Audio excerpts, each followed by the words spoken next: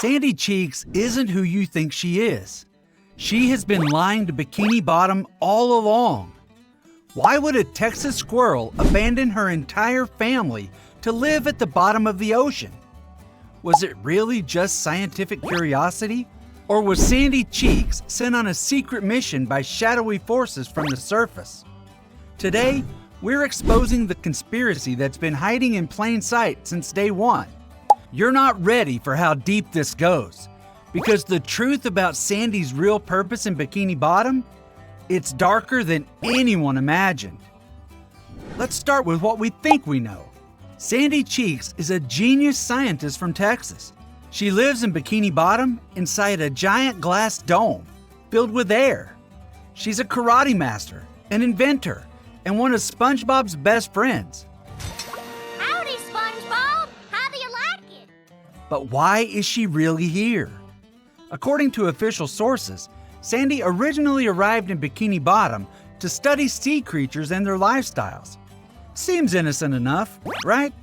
Just a curious scientist wanting to learn about marine life. But here's where things get interesting. Sandy doesn't work alone. She's employed by an organization to conduct this research. In the 2024 Netflix film, Saving Bikini Bottom, the Sandy Cheeks movie, we discovered that Sandy was sent underwater by B.O.O.T.S, the Bureau of Official Texas Science, a marine technology laboratory based in Galveston, Texas. The Encyclopedia SpongeBobia confirms that as an adult, Sandy left her entire family behind, her parents, her siblings, her home in Texas, to live alone at the bottom of the ocean, surrounded by talking fish and sponges. Think about that for a second. She abandoned everything she knew, all for a research job. Sandy didn't build that dome herself. Someone powerful did. Sandy wasn't just dropped off with a suitcase and good luck. No, someone built that tree dome for her. Someone funded her research. Someone was watching from above. The question is, who? And what did they really want from Bikini Bottom? But Sandy doesn't work for herself. She reports to them.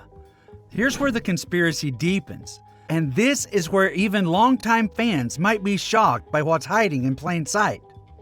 In the classic Season 4 episode, Chimps Ahoy, we learned something disturbing. Sandy doesn't actually own her tree dome. She's essentially renting it from Tree Dome Enterprises Limited, a scientific organization whose board of directors consists of 3 chimpanzees, Professor Percy, Dr. Marmalade, and Lord Reginald. These aren't just her colleagues, they're her bosses, and they have complete control over whether she stays in Bikini Bottom or gets sent back to the surface. In the episode, Sandy is terrified because the chimps are coming for an inspection. What's wrong, Sandy? They're coming! They're coming! The chimps are coming! She tells SpongeBob that if she doesn't have an impressive invention by that afternoon, they'll cut her funding and she'll have to leave Bikini Bottom. Her entire underwater life depends on satisfying these corporate sponsors. Listen to how they describe their visit. Ascertain if her inventions are up to snuff. They're not asking how she's doing. They're not checking if she's happy or safe. They're evaluating her productivity. They're treating her like an asset, not a scientist pursuing knowledge. After a chaotic demonstration where SpongeBob and Patrick's invention nearly kills Lord Reginald, the chimps are about to shut down Sandy's operation entirely. Just when it all goes wrong, the weirdest twist saves her, with something strange happening. Sandy's automatic nutcracker, which couldn't even crack nuts, accidentally starts peeling bananas. The chimps go absolutely wild. Good gracious! Can it be? Try it again. They reveal they've been searching for an automatic banana peeler for 117 years. And just like that, Sandy's fate changes. They offer her a 20-year contract with a substantial pay raise. 20 years. That's not a casual research grant. That's a long-term commitment. Sandy is now locked into 2 decades of underwater research, bound by corporate funding and corporate expectations. Think about the implications. What happens if she wants to leave? What happens if she stops producing results they like? Coincidence that a silly banana peeler saved her career?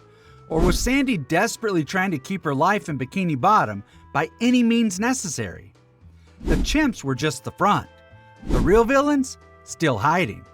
But if you think corporate sponsors controlling Sandy was bad, wait till you hear what was really going on behind the scenes. Because the chimps in Tree Dome Enterprises, they're just the beginning. You thought it was just a cartoon? Nope.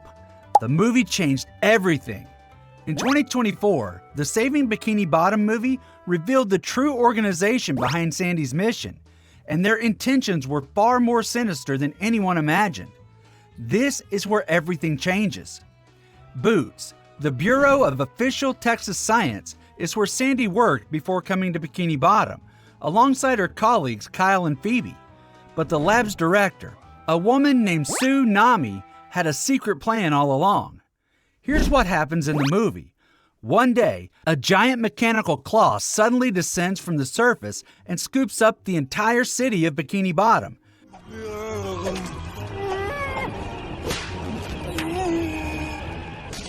Trapping all its residents in a massive water sphere inside the B.O.O.T.S laboratory. Sandy and SpongeBob, who were outside the city limits, immediately recognized the B.O.O.T.S logo on the claw. Sandy knows exactly where her friends have been taken because she used to work there. This isn't a rescue, it's a factory. And Bikini Bottom? Raw material. Inside the lab, something horrifying is happening. Sue Nami reveals her master plan. She wants to create Sea Pals, a line of mass-produced toy pets made from the citizens of Bikini Bottom. The process is methodical and disturbing. First, Kyle and Phoebe feed the Bikini Bottomites genetically modified paste. Then, they select Mr. Krabs, Patrick, and Squidward and genetically modify them to breathe air. Finally, they plan to clone them and mass-produce them for profit. They're literally experimenting on them, altering their biology, treating them like laboratory specimens to be replicated and sold. And then comes the revelation that changes everything. Sue admits that she used Sandy's life in Bikini Bottom to spy on its inhabitants. All those years of research, all those reports Sandy sent back, all that data she collected about her friends' behaviors, biology, daily routines, it was all feeding into this plan. Sandy was the inside agent, whether she knew it or not. Her friendship with SpongeBob gave her unprecedented access. Her observations of daily life in Bikini Bottom provided behavioral data. Her scientific knowledge of the residents' anatomy made genetic modification possible. Her tree dome? Not just cozy, it was a surveillance tool. All of it was being compiled into a database for exploration. According to a MovieWeb review of the film, Sandy was initially sent by B.O.O.T.S to study the creatures of Bikini Bottom, but eventually became genuine friends with them and decided to stay. But by that point, the damage was done. B.O.O.T.S had everything they needed. Think about what this means. Every time Sandy analyzed a specimen, every time she documented behavior, every time she sent a progress report to her employers, she was unknowingly helping them build the blueprint for capturing and commercializing her friends. Her tree dome wasn't just a home, it was a surveillance station, and she was the asset planted right in the heart of Bikini Bottom. Rockets, clones, teleporters. Why would a squirrel build these? Because Sandy's creation make this conspiracy even darker. Let's talk about her inventions, because once you understand her true mission, they take on a much darker meaning when you understand her true purpose.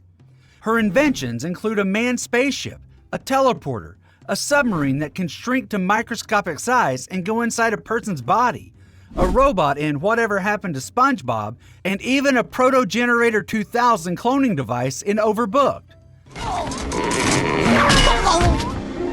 As you can see, I've produced 2 clones of myself. Let's think about these for a moment. A teleporter, perfect for instantly transporting specimens to the surface without detection. A shrinking submarine, ideal for studying creatures at a cellular level, gathering the biological data needed for genetic modification. A cloning device, which is exactly what Sue Nami needed for her Sea Pals project. Were these inventions purely for scientific curiosity, Or was Sandy secretly developing exactly what her bosses needed? In episodes like Sandy Rocket and Goons on the Moon, we see Sandy building rockets and traveling into space. In Mooncation, she casually takes SpongeBob on a trip to the moon. For a marine biologist, she seems awfully focused on aerospace technology, doesn't she? Perhaps the rocket projects weren't just about Sandy's personal interest. Wow! Perhaps they were test runs, experiments in transporting sea life out of their natural environment. After all, if B.O.O.T.S was planning to scoop up Bikini Bottom and bring it to the surface, As we leave Earth's gravity, everything... they'd need someone to test whether sea creatures could survive the journey, wouldn't they? And who better than their embedded researcher,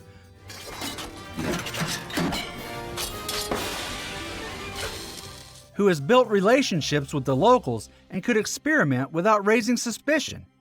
And when she finds out the truth, she snaps. This is where Sandy's story goes from conspiracy to redemption. Because when Sandy discovers the truth, when she realizes how Tsunami has been using her, weaponizing her friendship, exploiting her research, she makes a choice that changes everything. Sandy rebels. She refuses to let her friends become products. She refuses to let her research be weaponized for profit. Even though B.O.O.T.S funded her research, even though they made her life in Bikini Bottom possible, even though going against them means losing everything, she chooses her friends without hesitation. This is where Sandy's story flips. The spy grows a conscience. When she learns the awful truth, what does she do? She fights back. The climax of the movie shows Sandy using the same whistle she taught SpongeBob.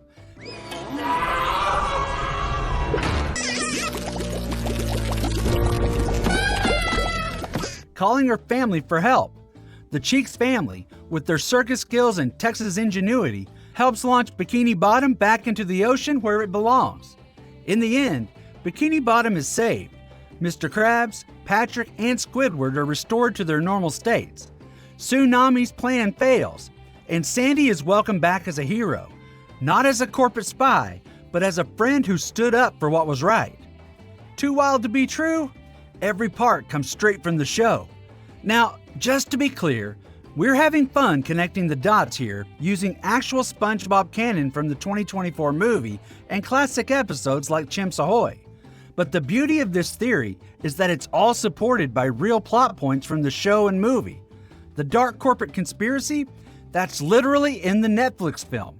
The chimp oversight? That's Season 4, Episode 10. We're just highlighting how surprisingly dark SpongeBob lore can be when you look at it closely. So what's the truth about Sandy Cheeks' mission in Bikini Bottom? Here's what we know for certain. Sandy was sent underwater by B.O.O.T.S, funded by Tree Dome Enterprises, and monitored by a board of chimps. Her official mission was to study sea creatures, but that research was being compiled for a sinister purpose: capturing, cloning, and commercializing the residents of Bikini Bottom. Sandy was initially an agent of the system, whether she fully understood it or not. Her tree dome was a research station. Her inventions were potential surveillance and transportation tools. Her friendship with SpongeBob gave her unprecedented access to the daily lives of sea creatures. But unlike her employers, Sandy developed something they didn't account for: genuine empathy. Her mission may have brought her to Bikini Bottom, but her friendships made her stay. And when forced to choose between corporate loyalty and moral integrity, she chose her friends without hesitation. Sandy's true mission evolved from research and espionage to something far more important: protecting her adopted home. She went from being B.O.O.T.'s inside agent to be Bikini Bottom's fiercest defender. But here's the question I'll leave you with. Do you think B.O.O.T.S has given up? Is Tsunami really defeated? Or are there still eyes watching from the surface, waiting for another chance to exploit the underwater world Sandy calls home? What other secrets do you think Sandy's tree dome holds? And here's the big one. If Sandy's mission was this dark, what about the other surface visitors to Bikini Bottom? If Sandy was a secret agent, who else in Bikini Bottom is hiding something? What was Mermaid Man really doing down there? Drop your wildest theories in the comments below, give us a like and subscribe. And which Bikini Bottom conspiracy should we investigate next? The Krusty Krab secret formula? Plankton's true origins? You tell me.